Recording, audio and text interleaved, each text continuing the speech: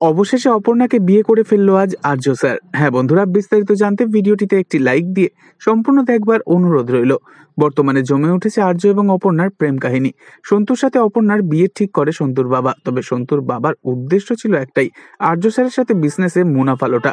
কিন্তু আবার এই বিয়েতে একদমই মত ছিল না অপর্ণার। অপর্ণা মনে মনে বিশ্বাস করতো এই বিয়েটা শেষ পর্যন্ত কোনো না কোনো কারণে ঠিক বন্ধ হবেই হবে। আর ঠিক তেমনটাই হলো।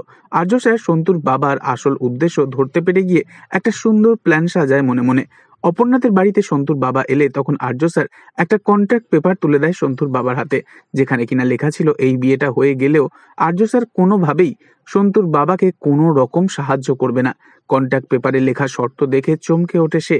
আর নিমেষের মধ্যে এই বিয়ে হবে না, হতে পারে না, এই বলেই চিৎকার দেয় সন্তুর বাবা। অপর্ণা তো বেজায় খুশি হয় আর অপর্ণার মুখে হাসি ফোটায়। অপর্ণার মুখের দিকে তাকিয়ে থাকে আর্য স্যার আর মনে মনে বলতে থাকে, তুমি তো এমনটাই চেয়েছিলে অপর্ণা।